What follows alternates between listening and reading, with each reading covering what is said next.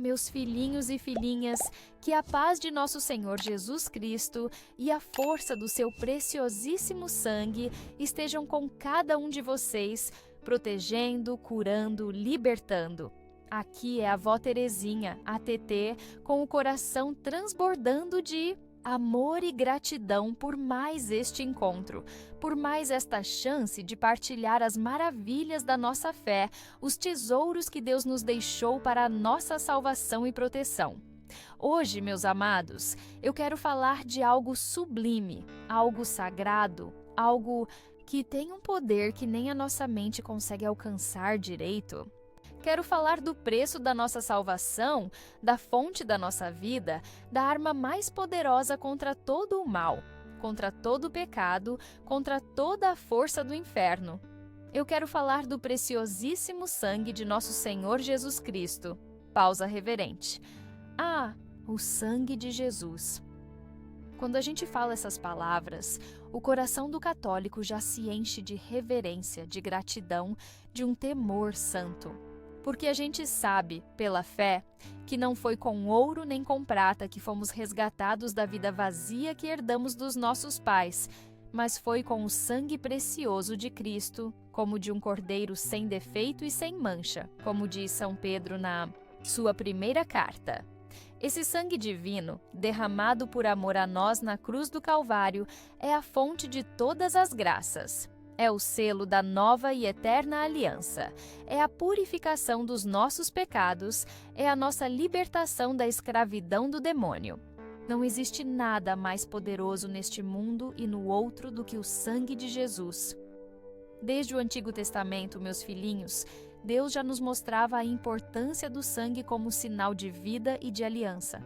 Lembram da noite da Páscoa lá no Egito? Deus mandou que os israelitas marcassem as portas das suas casas com o sangue de um cordeiro. E naquela noite, quando o anjo exterminador passou para castigar os egípcios, ele via o sangue nas portas e passava adiante, poupando os primogênitos de Israel. Aquele sangue do cordeiro era uma figura, uma sombra do verdadeiro sangue do Cordeiro de Deus, Jesus Cristo, que nos livraria da morte eterna, da escravidão do pecado. No deserto, Moisés aspergiu o povo com o sangue dos animais sacrificados, selando a aliança do Sinai entre Deus e Israel. Mas aquela aliança era passageira, era imperfeita. Precisava vir o sangue perfeito, o sangue do próprio Filho de Deus, para selar a nova aliança. Uma aliança eterna, escrita não em tábuas de pedra, mas nos nossos corações. E foi isso que Jesus fez na última ceia, na noite em que foi traído. Ele pegou o cálice com vinho e disse: "Este cálice é a nova aliança no meu sangue, que é derramado por vós." E depois, na cruz, ele derramou até a última gota do seu sangue precioso, por amor a cada um de nós. Sangue que jorrou das suas mãos e pés pregados, da sua cabeça coroada de espinhos, do seu lado aberto pela lança do soldado. Esse sangue, meus filhos, não foi derramado em vão. Ele tem um poder infinito, poder de perdoar os pecados mais terríveis, poder de curar as feridas mais profundas da alma e do corpo, poder de libertar das correntes mais pesadas do vício e da opressão maligna, poder de proteger contra todos os ataques do inimigo. A Igreja Católica sempre teve uma devoção muito grande ao preciosíssimo sangue de Jesus. Temos a ladainha do sangue de Jesus, temos orações de consagração, terços específicos. O mês de julho inteiro é dedicado a honrar o sangue de Cristo. Por quê? Porque a Igreja sabe que nessa devoção está uma fonte inesgotável de graças e de proteção. São João Crisóstomo dizia: "Este sangue, quando dignamente recebido, afugenta os demônios e atrai os anjos." Santa Catarina de Sena tinha visões do sangue de Cristo lavando a Igreja e as almas. São Gaspar de Búfalo fundou a Congregação dos Missionários do Preciosíssimo Sangue. Tantos santos e santas que encontraram força, consolo e vitória na contemplação e na invocação do sangue de Jesus. E nós, meus filhinhos, Como podemos viver essa devoção no nosso dia a dia? Como podemos aplicar o poder do sangue de Jesus na nossa vida, na nossa casa, na nossa família? Primeiro, pela fé na Santa Missa. Cada vez que a gente participa da Santa Missa, o sacrifício de Jesus na cruz se torna presente ali no altar. O pão e o vinho se transformam, pelo poder do Espírito Santo, no corpo e no sangue de Jesus. E quando a gente comunga dignamente, a gente recebe esse sangue divino dentro de nós. Que força, que proteção, que graça imensa! Comungar o sangue de Cristo é receber a própria vida de Deus, é ser marcado por dentro com o selo da salvação. Segundo, pela oração. Existem orações poderosíssimas invocando o sangue de Jesus. Uma que a avó Terezinha gosta muito e reza todos os dias é a oração de proteção com o sangue de Jesus. É uma oração de selamento. A gente vai pedindo a Jesus que sele com o seu sangue a nossa mente, nosso coração, nosso corpo, nossa casa, nossa família, nosso trabalho. Tudo. Selar com o sangue de Jesus é como colocar aquela marca da Páscoa na nossa vida, dizendo para o inimigo: aqui você não entra. Esta vida, esta casa, esta família pertencem a Jesus Cristo, foram compradas pelo seu sangue. Vamos rezar. Um pedacinho dessa oração juntos? Senhor Jesus Cristo, em vosso nome e com o poder de vosso sangue precioso, selamos cada pessoa, fato ou acontecimento por meio dos quais o inimigo nos queira prejudicar. Com o poder do sangue de Jesus, selamos toda a potência destruidora no ar, na terra, na água, no fogo, abaixo da terra, nos abismos do inferno e no mundo no qual hoje nos moveremos. Com o poder do sangue de Jesus, rompemos toda interferência e ação do maligno. E a gente continua, selando nossa mente, nosso corpo, nossa família. É uma oração longa, mas que vale a pena rezar com calma e com muita fé. Terceiro, pela invocação confiante. Nas horas de perigo, de tentação, de medo, de doença, de ataque espiritual. Clamar com fé. Sangue de Cristo, protegei-me. Sangue de Cristo, libertai-me. Sangue de Cristo, curai-me. Sangue de Cristo, salvai-me. Essa invocação curta, feita com o coração, tem um poder imenso. O demônio odeia o sangue de Jesus, porque foi por ele que foi derrotado.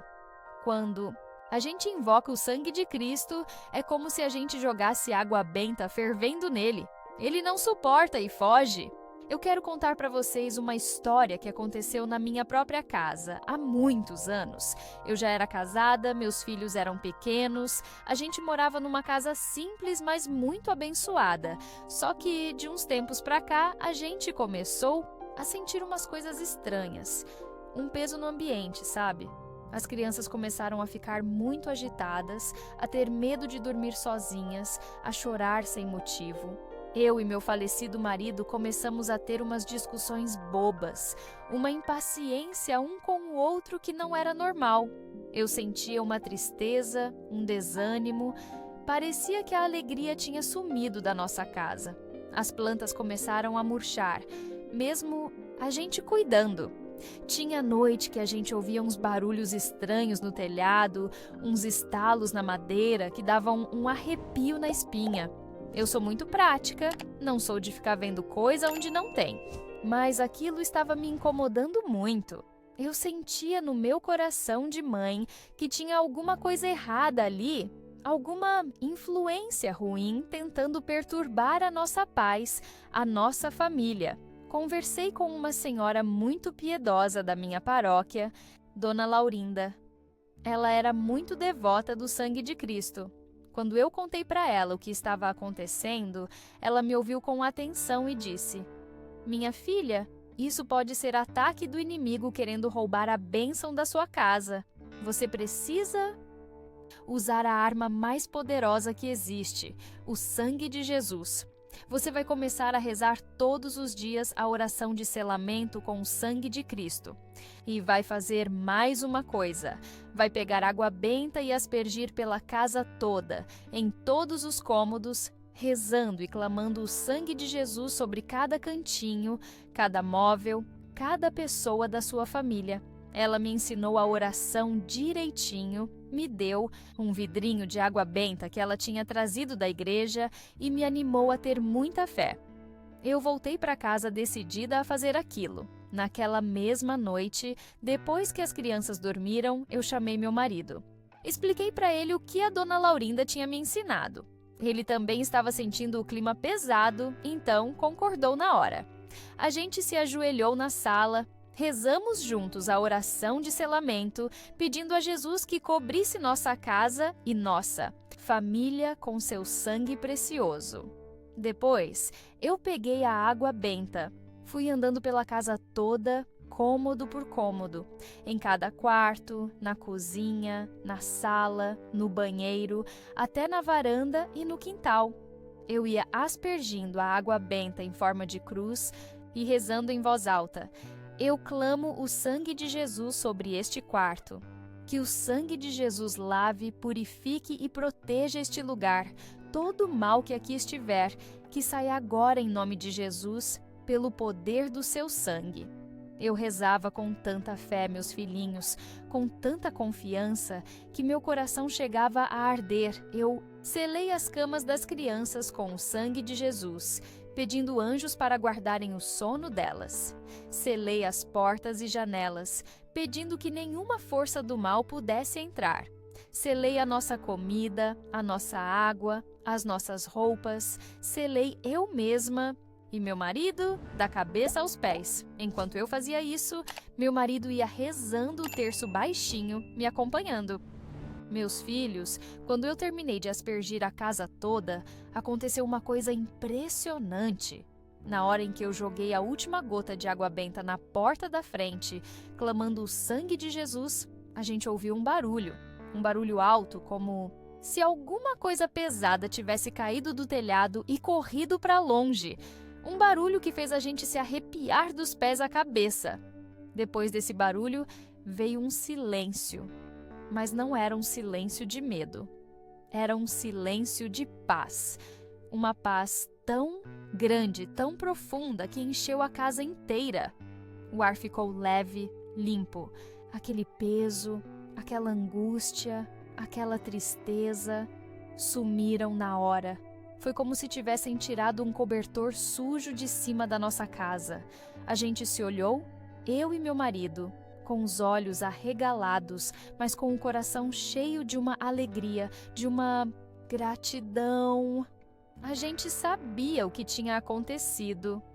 O sangue de Jesus tinha vencido, tinha expulsado o mal que estava rondando a nossa casa. A partir daquele dia, meus filhinhos, a nossa casa voltou a ser um lar de paz. As crianças voltaram a dormir bem, a alegria voltou.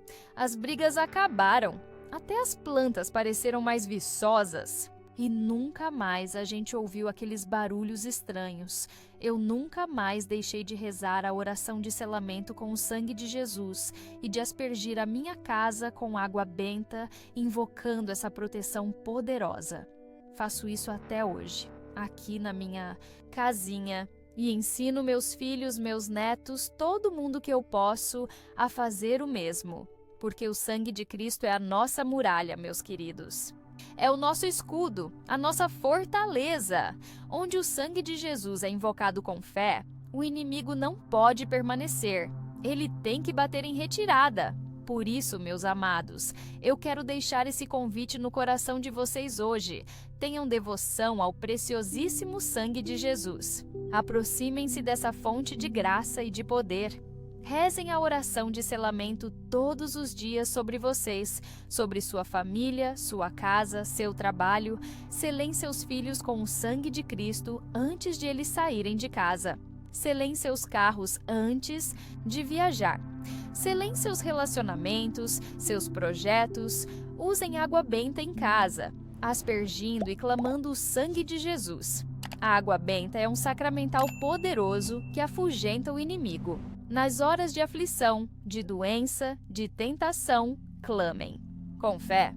Sangue de Cristo, lavai-me. Sangue de Cristo, libertai-me. Sangue de Cristo, curai-me. Participem da Santa Missa com frequência e comunguem o corpo e o sangue de Jesus com um coração puro e arrependido. Não há proteção maior do que trazer o próprio Deus dentro de nós. Confiem no poder infinito do sangue do Cordeiro. Ele já venceu o mundo, já venceu o pecado, já venceu a morte, já venceu o demônio. E em seu sangue nós também somos vencedores. Meus filhinhos do coração, que maravilha poder falar desse tesouro da nossa fé. Vocês já conheciam o poder do sangue de Jesus? Já fizeram a experiência de clamar por ele e sentir a sua proteção? Contem para a vó Terezinha aqui nos comentários. E me digam também de qual cidade abençoada vocês estão me ouvindo, para eu sentir vocês mais pertinho. Que o sangue preciosíssimo de nosso Senhor Jesus Cristo, derramado na cruz por amor a nós, cubra a vida de cada um de vocês neste momento.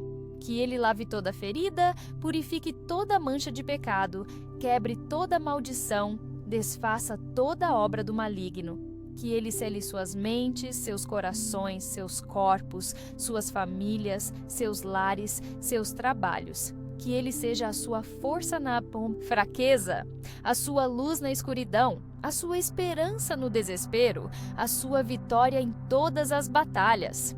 Se esta mensagem tocou sua alma e fortaleceu sua fé no poder do sangue de Cristo, deixe o seu curtir, se inscreva no canal Sabedoria que Cura para a gente continuar aprendendo junto e compartilhe este vídeo com todos que precisam dessa proteção e dessa libertação.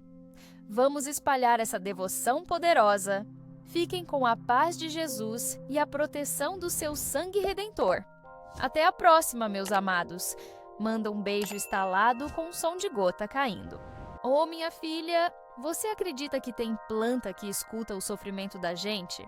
Pois eu vou te contar uma história que pouca gente conhece. Tinha uma mulher que vivia com o coração apertado, o sono cortado e uma nuvem escura morando dentro da casa dela. Nada dava certo, nem no amor, nem no dinheiro, nem na alma.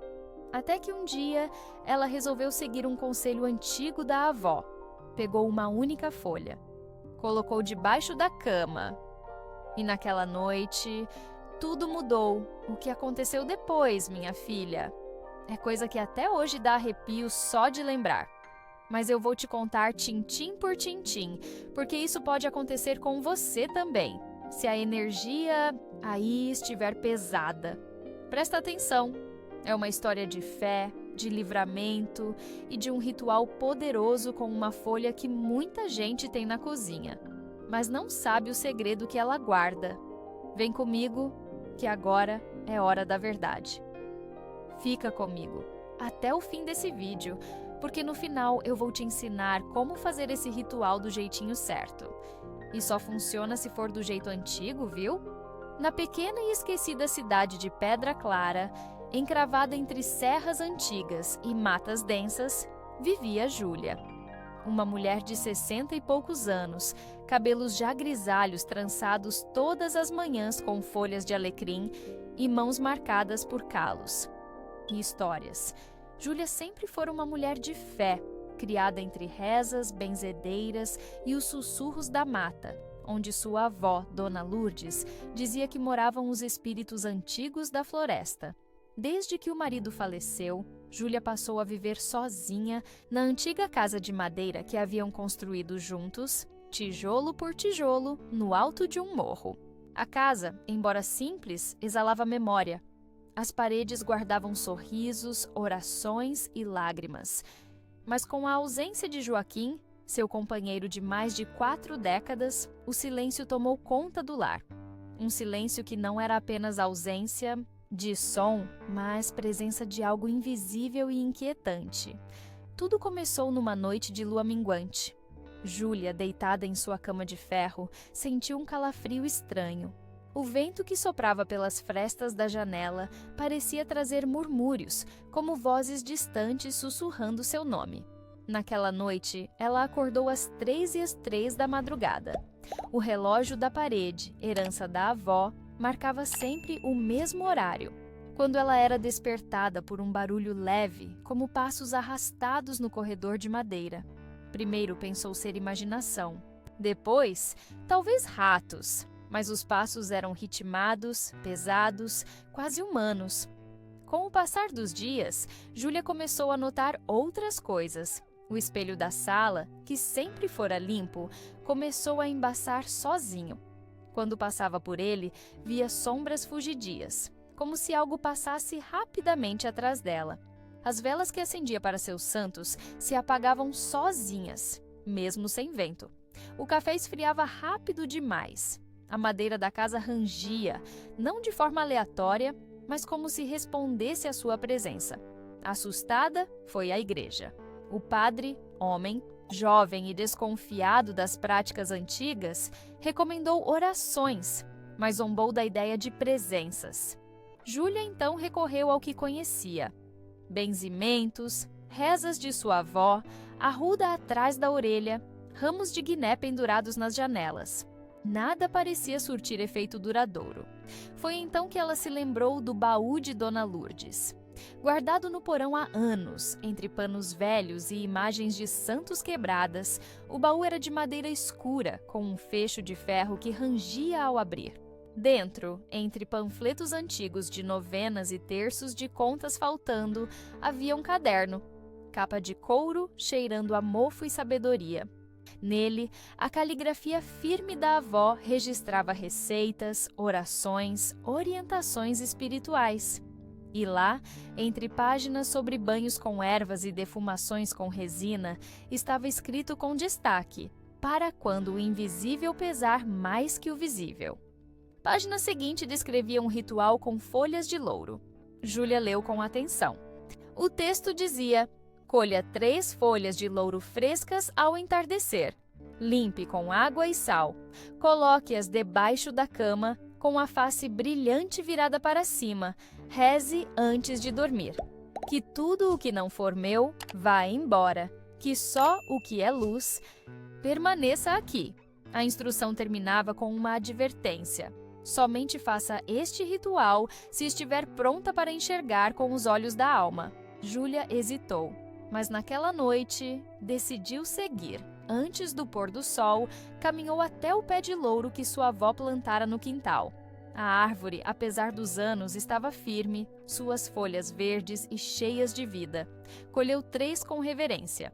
Lavou com água morna e sal grosso. Rezou com o terço da avó entre os dedos. Colocou as folhas debaixo da cama e apagou a luz. Naquela noite, dormiu profundamente. E sonhou. Estava na varanda da antiga casa da avó. Dona Lourdes, sentada na cadeira, de balanço, a olhava com ternura. Seus olhos eram serenos, mas firmes. Disse apenas: agora você ouviu, minha filha. Agora está pronta. Júlia acordou com o coração acelerado, mas uma sensação de acolhimento indescritível. O quarto parecia diferente, mais leve, mais... claro, apesar da manhã nublada. Segundo dia, repetiu o ritual. Novamente, as folhas sob a cama, a oração e o sono profundo. Dessa vez, o sonho foi diferente. Estava na sala da sua casa e a avó apontava para um canto escuro atrás do armário. É ali que mora o que não te pertence. Expulse com fé. Júlia acordou determinada. Levantou-se, acendeu uma vela branca, jogou sal grosso nos cantos da casa e rezou o Salmo 91 em voz alta. A cada palavra sentia a pele arrepiar. A chama da vela tremia. No terceiro dia, o sonho mudou de tom. Uma figura escura, indistinta, estava parada ao pé da cama, mas Dona Lourdes surgiu atrás dela, colocou a mão em seu ombro e disse: não, tenha medo. Agora você tem a luz? Júlia acordou sem medo. O sol entrava pela janela. Um beija-flor pairava na varanda. Pela primeira vez em meses, sentiu paz, mas o mais estranho ainda estava por vir.